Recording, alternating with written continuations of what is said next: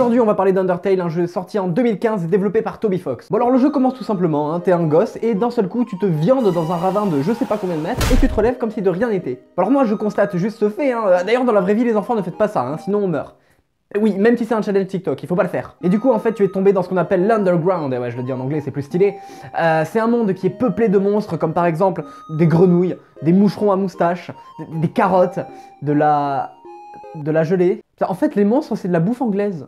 Bah, preuve que c'est dégueulasse. Et ensuite, du coup, tu rencontres Toriel, donc une chèvre humaine, en gros. J'ai commencé à baiser la chèvre. Ferme ta gueule. Elle va te montrer le secteur dans lequel tu as atterri, qui est le secteur des ruines. Alors en gros, voilà, il y a plein d'énigmes, de pièges dans cette partie-là. En gros, tu touches un mur, tu te fais arracher les yeux. Et un moment après t'avoir appris les bases des énigmes, etc., elle te dit de ne pas bouger, de l'attendre ici, parce qu'elle va faire des courses.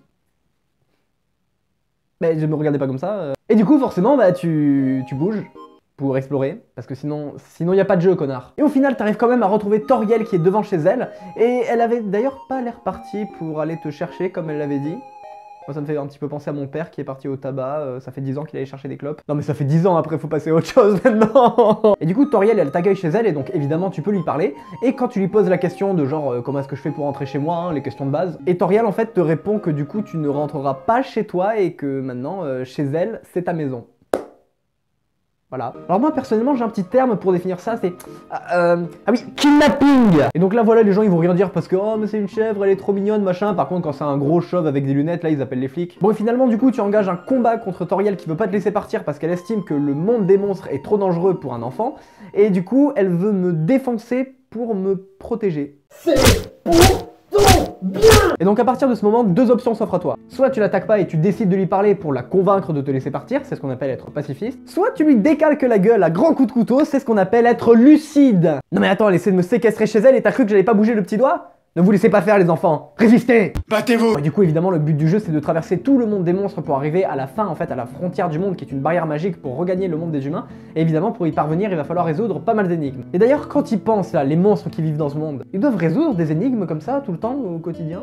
Ça doit être super chiant. Putain mec sérieux, je veux juste aller aux toilettes, je t'en supplie. Oui mais d'abord tu dois me ramener un rouleau de PQ de couleur verte, sinon je bougerai pas d'ici, voilà. Indice, il y en a un dans la cave du voisin. Évidemment, tu vas rencontrer plusieurs PNJ, et ce qui est super intéressant dans ce jeu, c'est que la moindre de tes actions, la moindre chose que tu décides de dire, eh ben elle va avoir un impact sur la fin du jeu. Alors t'as la fin pacifiste, hein, en fait c'est la bonne fin, voilà, donc tu épargnes tous les monstres, tous les boss, en fait ça devient tes potes. Soit t'as la fin neutre, c'est-à-dire que bah t'as tué quelques monstres, quelques boss, bon, voilà, c'est un petit peu la fin qui te dit, bon, ça va, c'est pas très cool parfois, mais bon... Allez, parfois on se lève du pied gauche, on plante un mec. Soit tu prends un grand bol de haine et tu décides de buter tout le monde. C'est ce qu'on appelle la fin génocide qui va d'ailleurs te mener à un boss final horrible qui va te donner envie de t'arracher tous les ongles et d'y passer de l'alcool à 90 degrés dessus. Et en plus au niveau de l'histoire, cette fin s'avère être la pire de toutes. Bon, après la fin génocide... faut avoir une petite déficience mentale pour se dire qu'on va buter tout le monde dès la première partie quand même. Ouais, parce qu'en fait tu peux reset ta partie, c'est-à-dire effacer toutes les données et recommencer le jeu pour avoir les autres fins. Et ce qui est intéressant, c'est que t'as un personnage qui brise le quatrième mur, c'est-à-dire que même après avoir effacé tes parties, eh ben, il se rappelle de ce que t'as fait avant, c'est-à-dire est-ce que avant t'as décidé d'épargner tout le monde, ou alors est-ce que t'as fait une fin neutre, etc. Et c'est vraiment pas mal. Au moins ça donne un petit aperçu des actions que tu fais dans la vraie vie, hein. Les gens s'en souviendront.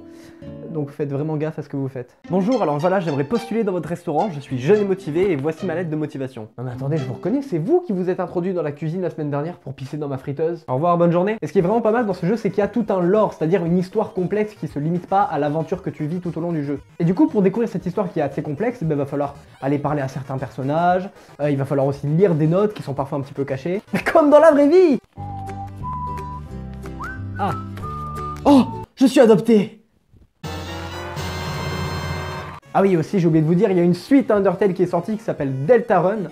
D'ailleurs, c'est un anagramme de Undertale, évidemment. Et il y a 2 chapitres sur 7 qui sont sortis. Mais ça, j'en parlais dans une prochaine vidéo, si ça vous intéresse. Et au final, Undertale, c'est un jeu qui est entouré de mystères. Et je pense que s'il devait être représenté par une personne, il ressemblerait à ça. Je suis trop dark et mystérieux pour vous. J'ai un background. Après, il faut dire que le développeur du jeu, Toby Fox, il est super fort. Il a fait les sprites, les musiques lui-même. Le mec, il a dormi 20 minutes pendant qu'il concevait le jeu. Je vous mets le lien du jeu dans la description. Et sachez que vous pouvez aussi jouer à des modes gratuits faits par des fans. Donc voilà, c'est toujours aussi sympa. Donc conclusion, Undertale, c'est bien. Faut y jouer. Voilà. C'est bon, je vous ai vendu le truc. Bon, comme d'habitude, hein, si la vidéo vous a plu, vous pouvez liker et bien sûr vous abonner. N'hésitez pas à me donner votre avis sur Undertale en commentaire, hein, je me ferai un plaisir d'y répondre. Je vous remercie d'avoir regardé et je vous dis à très bientôt pour une prochaine vidéo. Ciao!